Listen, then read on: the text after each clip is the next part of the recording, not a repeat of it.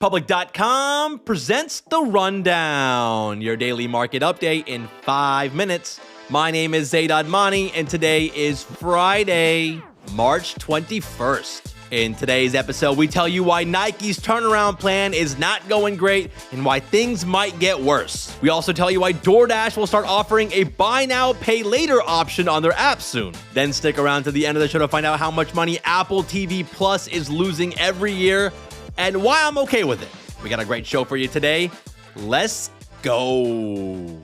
Well, yesterday was an up and down kind of day, and no, I'm not talking about college basketball. The stock market showed some life to start the day, was in the green, but ultimately could not sustain that rally and ended the day in the red, with the S&P 500 dropping 0.2% and the NASDAQ losing 0.3%. Now, it's never great to have a red day, but I think I've gotten so used to seeing the markets move up or down like 1% every day that a 0.3% move doesn't really do it for me anymore. It's almost like a flat day at this point. Now, to take an optimistic perspective, this might be a sign that markets are starting to settle in a bit and they're not selling heavily as they were before. We haven't had any shocking news or random tariff tweets from Trump this week, so that's been nice. In fact, the S&P is currently up for the week, and depending on how today goes, it might snap a 4-week losing streak. So it would be really nice to see some green today. Now, we are about to enter into a bit of a slow period on the economic calendar. There's no major economic news coming out over the next week or so, but in a couple weeks, we're going to kick off earnings season again. Q1 is coming to an end, and we're going to start getting numbers from corporate America to see how that quarter went. We'll get a peek at the books to see if some of the uncertainty in the stock market and all the tariff drama is actually impacting the sales and profits of these businesses. And then don't forget, on April 2nd, President Trump said that retaliatory tariffs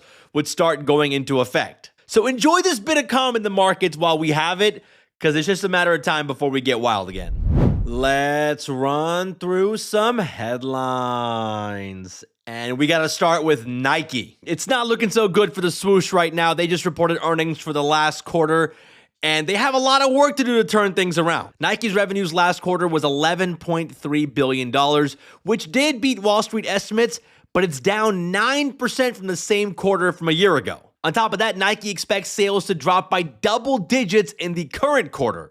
So that's not great. Nike also saw their gross profits drop by 4 to 5%. So on the surface, all of that looks pretty bad. But when you start digging in deeper, the picture starts to get worse. Nike's having issues across all segments and brands right now. Nike's direct channels, which includes e-commerce and their own stores, dropped by 12%. Their wholesale revenues was down 7%. Revenues in China were down 17%. And then some of the sub-brands that Nike owns are also starting to lose steam. Converse saw their sales drop by 18%. Jordan brand lost 12% in revenue. So Nike is seeing a sales decline, and they're seeing their profit margins take a hit because they're having to discount their inventory to sell their stuff. Now, if that wasn't bad enough, to make matters worse, because Trump implemented a 20% tariff on Chinese imports, Nike might see their profits take even more of a hit, since 24% of Nike's suppliers and manufacturers are in China. So Nike is facing a ton of challenges right now.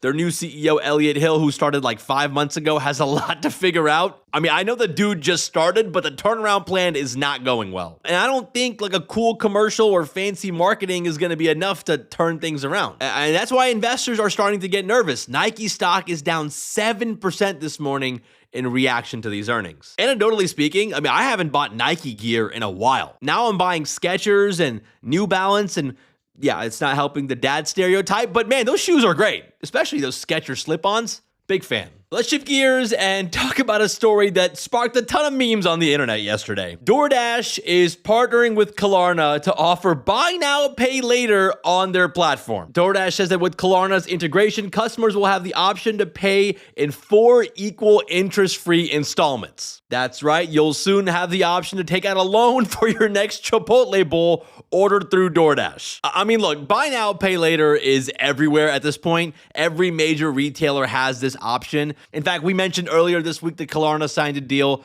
with Walmart. But something about offering it with food delivery, I don't know, it just feels weird. Doesn't feel right. I mean, I can see why DoorDash wants to do it, because offering a buy now, pay later option does tend to increase sales, which means more fees for DoorDash. And all jokes aside, I think DoorDash is hoping this will get people to buy big ticket items through DoorDash, like electronics or groceries. So it makes business sense for DoorDash to offer this, and it's another big win for Klarna, especially as they get ready for an IPO. But as you can imagine, the internet was just focused on making jokes, and they had a field day with this one. There were a lot of Big Short memes.